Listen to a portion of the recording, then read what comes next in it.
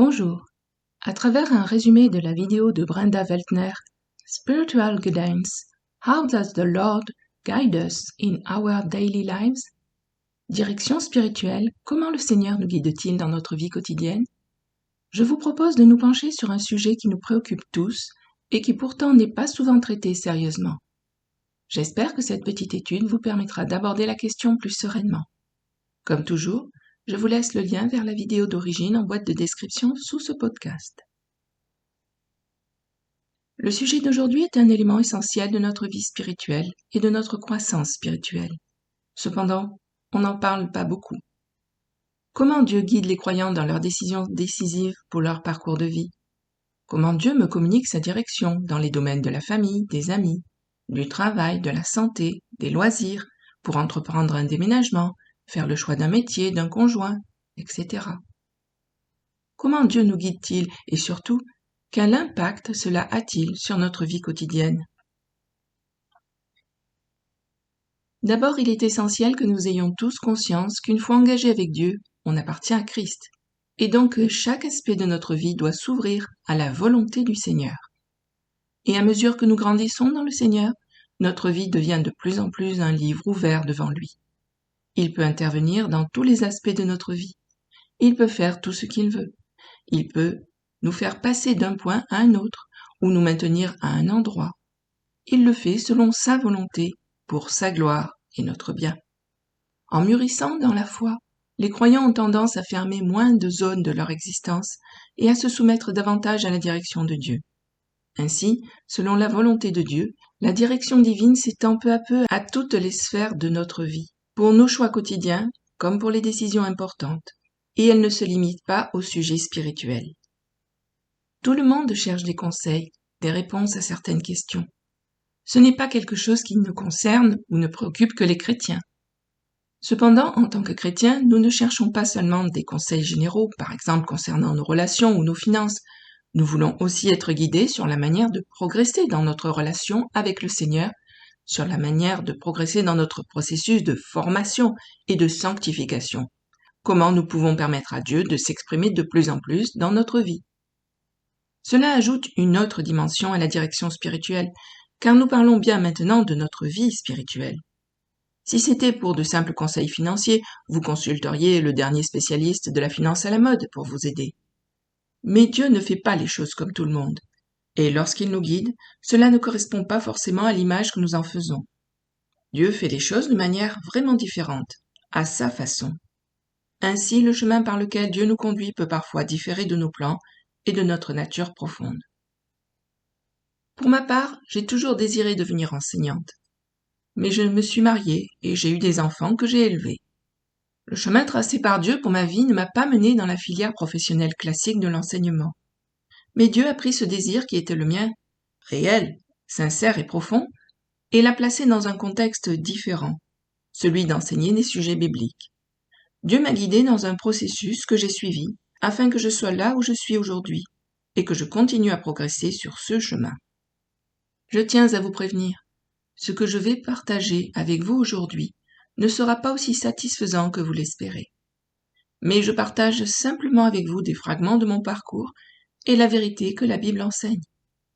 Tout ce que nous faisons en tant que chrétiens, absolument tout, est fait par la foi. Voilà le fondement de notre marche avec le Seigneur. Nous ne voyons pas Jésus, mais nous croyons en lui. Nous ne pouvons pas voir l'Esprit de Dieu, mais nous savons qu'il vit en nous. Nous ressentons sa présence dans notre vie. Et par les yeux de la foi, nous pouvons voir que Dieu est à l'œuvre dans notre vie. Mais tout cela se situe sur un plan surnaturel, sur un plan spirituel.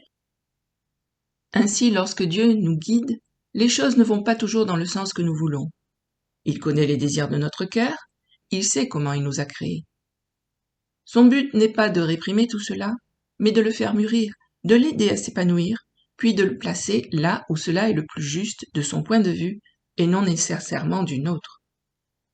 Dieu ne méprise pas les désirs légitimes que nous avons, mais il nous aide à les développer et à mûrir dans la foi, afin que nous puissions les utiliser selon ses desseins, à l'endroit qu'il a choisi et de la manière qu'il a prévue pour nous. Donc, le cheminement spirituel est fondamentalement un chemin de foi. La vie chrétienne est surnaturelle et souvent ni simple ni évidente. Il s'agit encore et toujours de croissance spirituelle, de sanctification, de maturité et de discernement. Dieu peut nous guider de plusieurs façons, par les Écritures, l'intuition et les circonstances providentielles. Mais les croyants doivent apprendre à marcher par la foi plutôt que d'exiger une certitude constante. Un problème fréquent dans le monde chrétien est celui des attendus. On présente aux gens des versets bibliques tronqués qui les incitent à s'attendre à ce qu'une chose se produise. Par exemple, la Bible nous dit de prier pour les malades. Alors les gens associent la prière pour les malades au passage qui dit que si 2 ou 3 personnes s'accordent pour prier, elles seront exaucées. Et puis, on suppose que si 2 ou 3 d'entre nous prient ensemble pour la guérison de quelqu'un, cette personne sera forcément guérie. Mais là n'est pas toute l'histoire. La guérison, c'est bien plus complexe que de simplement isoler quelques versets bibliques, les assembler et dire voilà. Beaucoup de nos attentes concernent la fin des temps, le salut et plus généralement tout ce qui touche au christianisme, notamment en ce qui concerne notre relation avec le Seigneur. Mais elles sont souvent illusoires. Je souhaite donc rectifier certaines de ces attentes afin de prendre en considération l'ensemble du conseil divin et que nos attentes deviennent réalistes en matière de direction spirituelle. Examinons à présent quelques attentes les plus courantes en matière de direction divine. Première attente. Si Dieu me guide, mes problèmes vont disparaître. On s'attend souvent à ce que croire en Jésus nous garantisse une vie merveilleuse et paisible simplement parce qu'il est à nos côtés. Or Jésus a dit aussi que quiconque le suit doit porter sa croix et mourir à soi-même. Il faut donc aussi tenir compte de cet autre aspect de l'histoire, même si au final, suivre Jésus offre de vivre des moments extraordinaires. Et en effet, toute mort en chemin, toute forme d'autosacrifice, tout renoncement à soi-même est tellement merveilleusement compensé lorsqu'on vit une vraie vie en Christ que tout le côté difficile paraît insignifiant en comparaison. Mais soyons clairs, appartenir à Dieu ne signifie pas une vie sans problème. Se laisser guider par Dieu pour diriger notre vie ne veut pas dire qu'il ne nous mènera que sur un chemin paisible et sans encombre. Dieu peut nous guider vers des passages difficiles de notre vie, au cœur même d'un combat spirituel intense. Prenez par exemple Jésus en Luc 4. Il fut conduit au désert par le Saint-Esprit afin d'y être tenté, éprouvé.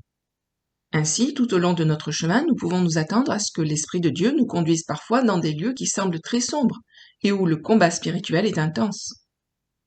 On se demande alors comment il peut bien nous mener dans un endroit aussi désespéré. Pourtant, il le fait. Il faut donc s'y attendre.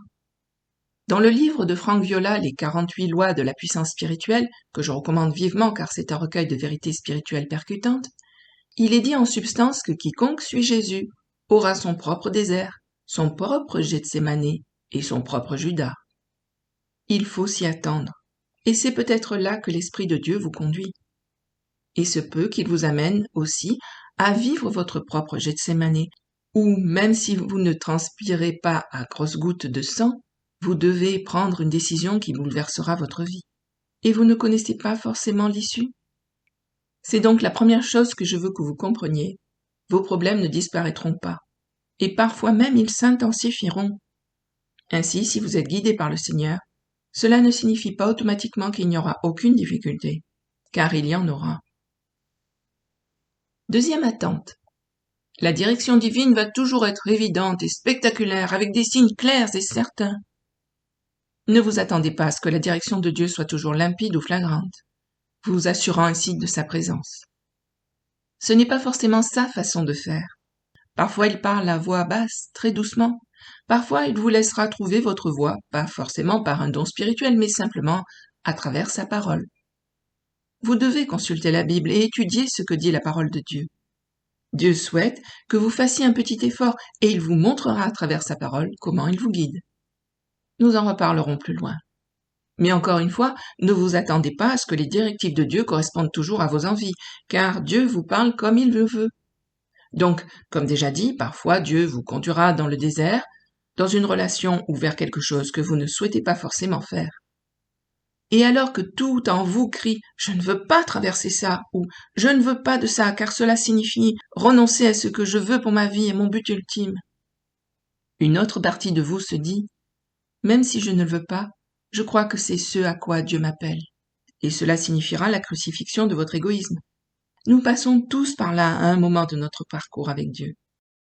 Donc, en résumé, les conseils divins ne nous parviennent vraiment pas souvent par des signes puissants, des miracles et des directions franches. Parfois, ils sont discrets, très discrets, comme le murmure doux et léger qu'entendit le prophète Élie. Souvent, on les trouve en scrutant les Écritures et en appliquant la sagesse qui s'en dégage. Il faut les suivre, c'est tout. Troisième attente. Si Dieu me guide, j'aurai toujours envie de le faire. D'abord, on est décidé à obéir. On se dit qu'on va le faire. On ne veut pas discuter avec Dieu. Et pourtant, quand l'épreuve commence, on résiste. On se dit « je ne veux pas de ça, je ne peux pas accepter ça ». Et on espère toujours trouver une solution de contournement, une échappatoire, une autre issue, une solution. Or, ces épreuves sont cruciales pour notre développement spirituel. Et si on ne suit pas cette direction divine, si on ne va pas jusqu'au bout, on n'ira pas plus loin et on restera bloqué à un certain point. On abandonnera tout simplement. Mais pour nous qui voulons vraiment aller de l'avant avec le Seigneur, espérons que notre soif de le connaître davantage et de le connaître mieux l'emportera sur toute résistance que nous pourrions éprouver. Plus nous avancerons dans la foi, plus nous dirons oui à Dieu quand il nous présentera une épreuve. Donc Dieu peut nous amener à faire des choix qui nous semblent difficiles et trop élevés pour nous, surtout si cela conduit à la mort à soi-même. Mais ceci peut indiquer qu'il y a là une étape clé dans notre sanctification. Une chose est sûre, faire la volonté de Dieu engage à accepter de renoncer à la nôtre. C'est un choix qui nous engage dans une lutte intérieure. Quatrième attente, si je suis sincère, je ne me tromperai jamais. Lorsqu'on est guidé par le Seigneur, il ne faut pas s'attendre à être exempt d'erreurs ou de mauvaises décisions. Il arrive que des personnes croient avoir entendu Dieu et réalisent plus tard qu'elles ont mal compris. Ou peut-être avons-nous perçu partiellement cette directive, sans en saisir toute la portée. On agit alors selon ce que l'on ressent comme une intuition du Seigneur, et l'on découvre plus tard que ce n'était pas ainsi qu'il voulait procéder. Mais si l'on agit sincèrement, avec un cœur qui désire véritablement faire la volonté de Dieu, ce n'est pas grave. Dieu saura rectifier nos erreurs. Une erreur de notre part n'est jamais un problème pour lui. Il accepte tout et s'en sert. Il est satisfait de notre désir de le suivre et d'être guidé par lui. C'est fondamental. Les erreurs ne sont jamais un problème pour Dieu. Elles ne sont absolument pas un problème et tout cela fait partie d'un apprentissage. Nous devrions nous y attendre et ne pas avoir honte de nous tromper. Comment Dieu nous guide-t-il? Quels sont les enseignements des Écritures à ce sujet? La Bible présente le Saint-Esprit comme guide. Le Saint-Esprit, l'Esprit de Dieu, l'Esprit de Christ, habite en nous. Il demeure en chacun de nous. Trop peu de chrétiens savent ce que cela signifie, ni comment tirer parti de ce don extraordinaire qui nous a été fait, la présence de Dieu dans notre vie. Nous pouvons développer une relation avec lui, nous pouvons lui parler, nous pouvons décider d'apaiser notre cœur, de nous recueillir et de l'écouter. Cette relation que nous avons avec l'Esprit, comme toute relation, a besoin d'être cultivée pour s'épanouir. Apprendre à le connaître est essentiel. Dieu désire être connu. Paul priait pour que les yeux de notre cœur soient illuminés afin que nous puissions le connaître. Si vous voulez connaître Dieu, vous devez cultiver votre relation avec lui. Cela signifie lui parler, lui faire part de ce qui se passe dans votre vie et lui demander son avis. Dans la plupart des églises et des programmes de formation de disciples, j'ai constaté que l'on parle beaucoup de Jésus et de la relation personnelle avec lui. Or, notre relation actuelle avec Jésus passe par le Saint-Esprit, l'Esprit de Christ qui habite en nous. Nous pouvons et nous devons cultiver cette relation. Lorsque Jésus dit aux vierges folles « Je ne vous connais pas », cela ne signifie pas qu'il ne savait pas qui elles étaient. Il le savait, mais elles n'étaient pas proches de lui. Elles avaient une relation superficielle avec lui. Un rapide et occasionnel « Bonjour, comment ça va ?»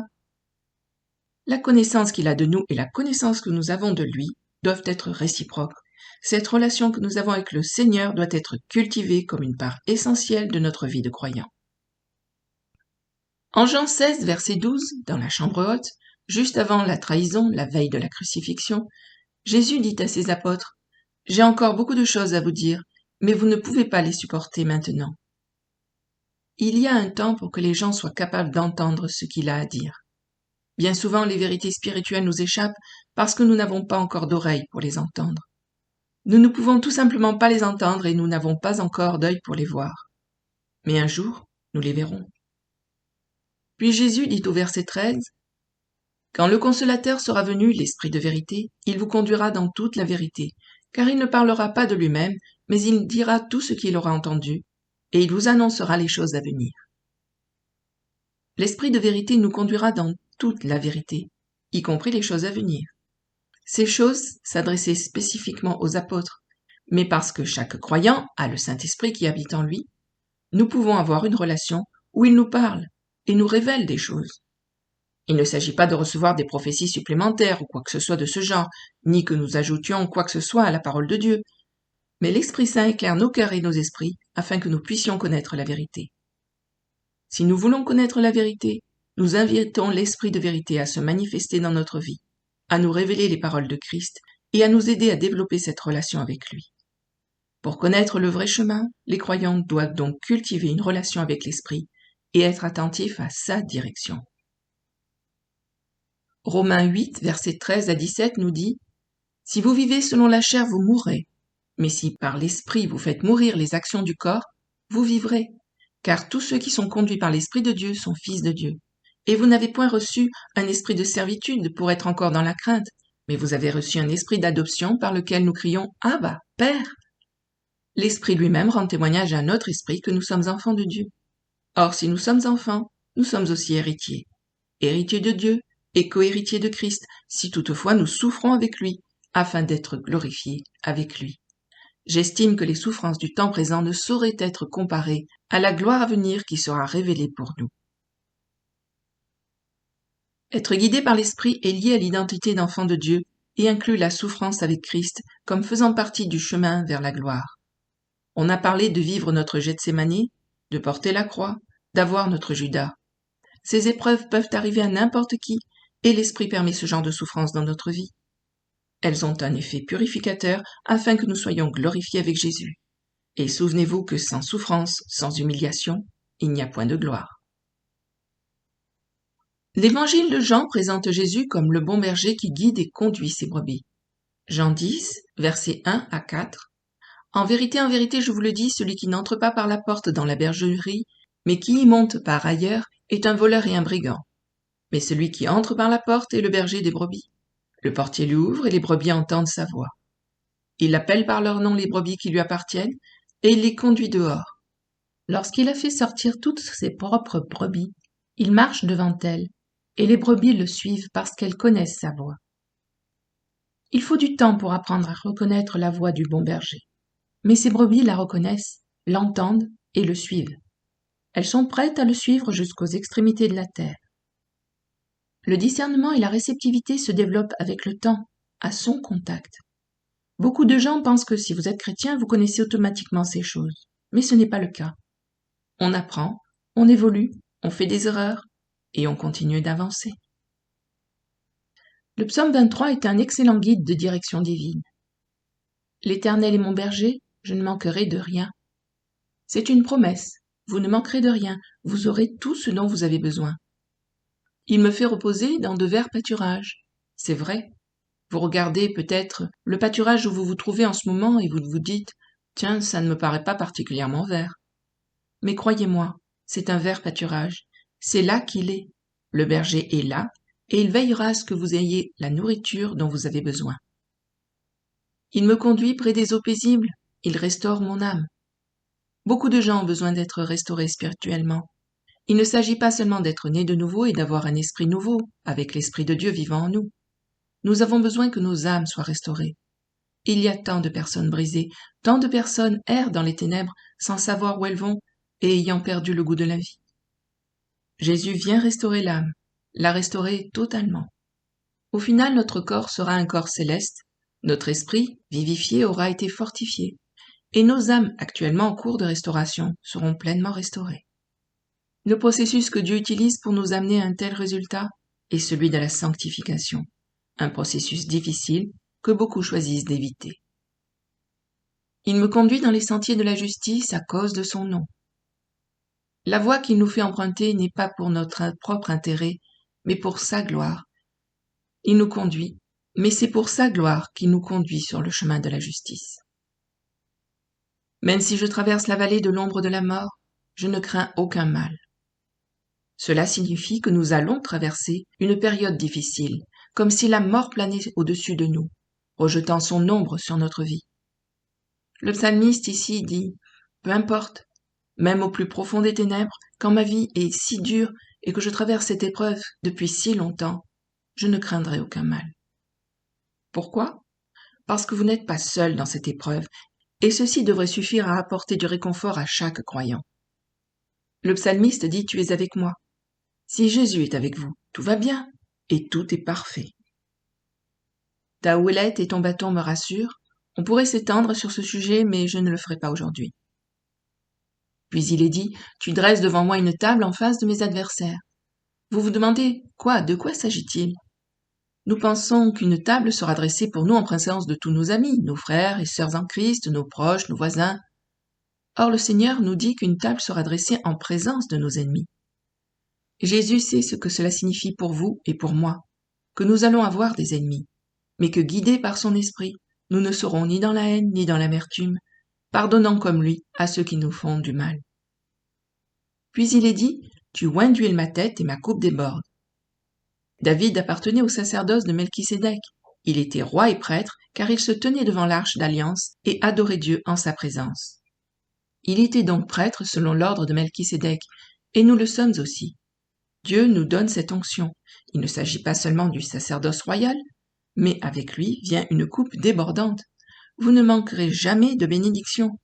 L'onction engendre une bénédiction abondante, à tel point que le psalmiste pouvait dire « Oui, le bonheur et la grâce m'accompagneront tous les jours de ma vie, et j'habiterai dans la maison de l'Éternel jusqu'à la fin de mes jours. » Le bonheur et la grâce ne vous guident pas, ils vous accompagnent.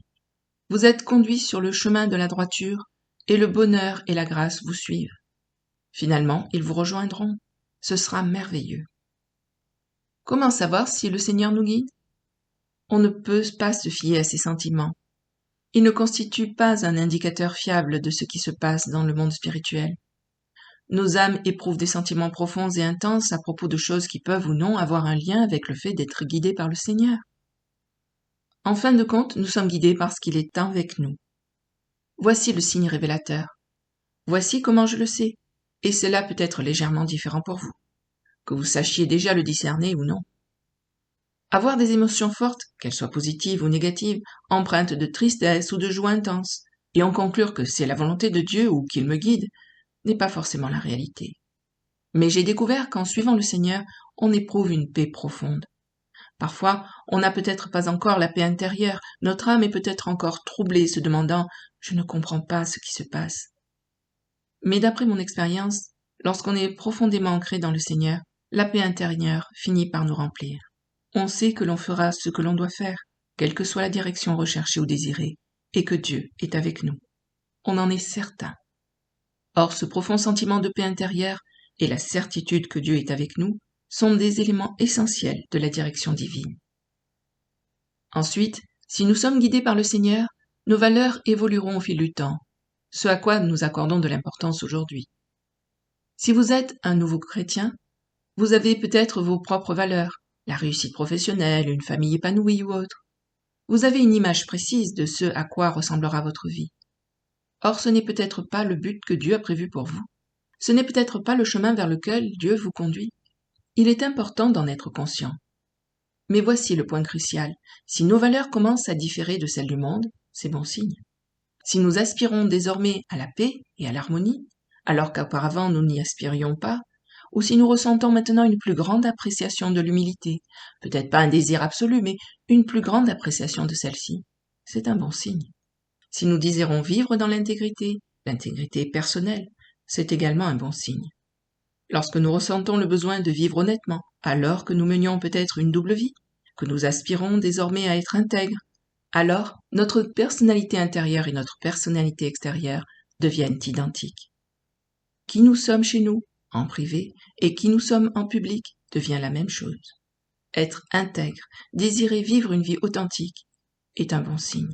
Cela signifie que nous sommes guidés par le Seigneur, conduits par lui, et que nous suivons l'inspiration de son esprit. Enfin, la Bible dit que le croyant doit demander la sagesse à Dieu dans une attitude de soumission. L'épître de Jacques est une lecture essentielle pour les chrétiens. Lisons Jacques 1, versets 5 à 7. Si quelqu'un d'entre vous manque de sagesse, qu'il la demande à Dieu, qui donne à tous simplement et sans reproche, et elle lui sera donnée. Le premier réflexe à avoir est d'aller à Dieu pour lui demander de nous guider. Il est dit qu'il donne généreusement. Il vous fera savoir ce que vous devez faire. Il est heureux de vous le faire savoir, et il ne vous reproche pas votre ignorance. Il est exprimé ici clairement qu'il ne viendra pas vous dire « Comment se fait-il que tu ne saches pas déjà cela ?» Non, car Dieu est heureux de vous donner la sagesse dont vous avez besoin, généreusement, bien plus que vous ne l'avez demandé. Et il ne vous criera pas dessus parce que vous reconnaissez en manquer et la lui demander. Il y a cependant une petite mise en garde, qu'on la demande avec foi. Vous vous souvenez, j'ai dit au début que c'était un chemin de foi. Tout se fait par la foi. Tout ce que nous faisons ici se fait par la foi. Mais qu'il la demande avec foi sans douter, car celui qui doute est semblable au flot de la mer, agité par le vent et poussé de côté et d'autre. Qu'un tel homme ne s'imagine pas qu'il recevra quelque chose du Seigneur. Qu'un tel homme ne s'imagine pas recevoir quoi que ce soit du Seigneur, car c'est un homme partagé, instable dans toute sa conduite. Vous vous dites peut-être « Oh là là, Jacques a des paroles dures ». Mais ce que Jacques veut dire, c'est « Écoutez, si vous manquez de sagesse, demandez à Dieu, mais ne doutez pas. Demandez-lui de vous guider et suivez son avis. » Il est inutile de rechercher d'autres avis autour de soi et d'interroger tout le monde, conjoints, amis, voisins, pasteurs, de multiplier les conseillers au lieu de suivre simplement ce que Dieu vous dit. Il est dangereux lorsque vous recevez une instruction de Dieu de dire « Je vais faire ce que je veux ». Ce que Dieu veut, c'est que vous fassiez sa volonté. Il est heureux de vous la faire connaître et de vous en donner plus que nécessaire, et il ne vous reprochera pas de ne pas savoir et de lui avoir demandé. En fait, Dieu vous demande « Si tu me poses la question, vas-tu faire ce que je te dis ?» Mais si vous pensez « Je vais demander à Dieu et on verra bien après ce que je ferai », alors vous n'obtiendrez rien, parce que vous êtes indécis et instable. Les personnes stables sont prêtes à affronter les difficultés. Elles sont prêtes à emprunter des chemins qu'elles n'ont pas envie de prendre. Elles veulent vraiment savoir ce que le Seigneur veut et elles sont prêtes à le faire. Une des raisons pour lesquelles beaucoup de gens n'entendent pas la voix du Seigneur est qu'ils désirent ses conseils, mais refusent de suivre ses instructions. Cela vous parle peut-être. Le chemin de la foi est un chemin de foi. Et nous allons avancer tant bien que mal. Ce n'est pas un chemin facile. En fait, on nous dit même qu'il est difficile et peu de gens sont prêts à l'emprunter. Entrez par la porte étroite. Large est la porte et facile est le chemin qui mène à la perdition. Ceux qui entrent par la porte étroite sont peu nombreux. Comme je l'ai dit plus tôt dans cette vidéo, la plupart des gens ne veulent pas entendre ce genre de choses. Ils préfèrent des sujets plus légers et divertissants. Mais c'est là que les choses sérieuses commencent. C'est cela le christianisme. Vous n'entendrez probablement pas souvent parler de cela, et si ces paroles étaient prêchées dans les églises, de nombreux pasteurs perdraient leur emploi, car ce ne sont pas des sujets joyeux. Demandez à Dieu la sagesse. Il donne généreusement sans reproche, mais il faut savoir la demander dans la foi, et non pas comme un moyen de recueillir des opinions, tout en ayant l'intention de faire ce que vous voulez de toute façon. En conclusion, comment discerner si vous êtes guidé par Dieu ? 1. Ne vous fiez pas aux émotions comme principal baromètre. Les sentiments peuvent être intenses, positifs ou négatifs, sans pour autant indiquer de manière fiable une direction spirituelle. 2. Recherchez une paix profonde et ancrée, ainsi qu'un sentiment net de la présence de Dieu. La paix de Dieu est une paix durable qui demeure même lorsque l'âme est troublée et que les circonstances sont difficiles. 3. Soyez attentifs aux changements de valeur lorsqu'elles s'éloignent de celles du monde et se rapprochent de la ressemblance avec Christ. Un signe révélateur d'une véritable orientation divine est la transformation des priorités. Par exemple, un désir accru de paix et d'harmonie, l'appréciation de l'humilité, une intégrité croissante amenant à une cohérence entre vie intérieure et extérieure, une honnêteté et une authenticité. La paix remplace alors de plus en plus les définitions mondaines du succès. 4. Les portes fermées sont parfois un indice de direction divine. Une porte fermée peut être permanente ou temporaire. Dieu peut nous rediriger vers d'autres chemins. Les conseils divins exigent souvent de lâcher prise. Demander la sagesse à Dieu implique d'être prêt à lui obéir, même lorsque cela a un prix. Il faut user de discernement et exercer la maîtrise de soi pour demeurer dans l'obéissance à Dieu. 5. Les intuitions sont souvent des mises en garde intérieures, une façon pour Dieu d'avertir et de guider. Ne les considérez pas toujours comme de simples émotions, mais soumettez-les à Dieu. Demandez-lui si cela vient de lui. Soyez-y attentifs et mettez-les à l'épreuve. 6. Il est sage de cultiver une communion continue avec le Saint-Esprit et ne pas chercher sa présence seulement pour des conseils au moment de prendre des décisions. Le discernement se développe avec la pratique. Apprendre à reconnaître la voix du berger est un processus, pas un téléchargement instantané. La marche chrétienne n'est pas simple et évidente. On a parfois de la difficulté à comprendre le sens de notre vie, ce que Dieu veut y réaliser. Ou bien on peut avoir la sensation de marcher en équilibre sur un fil et d'éprouver des tensions quotidiennement. Les périodes difficiles peuvent être le chemin choisi par Dieu. Certes, les épreuves sont réelles, mais nous ne sommes pas abandonnés, car la présence de Dieu est notre sécurité. Une dernière question que l'on peut se poser parfois: que faire face à la persécution provenant d'autres chrétiens? Attendez-vous à la persécution, de la part du monde, et même de la part d'autres chrétiens, comme faisant partie du chemin chrétien.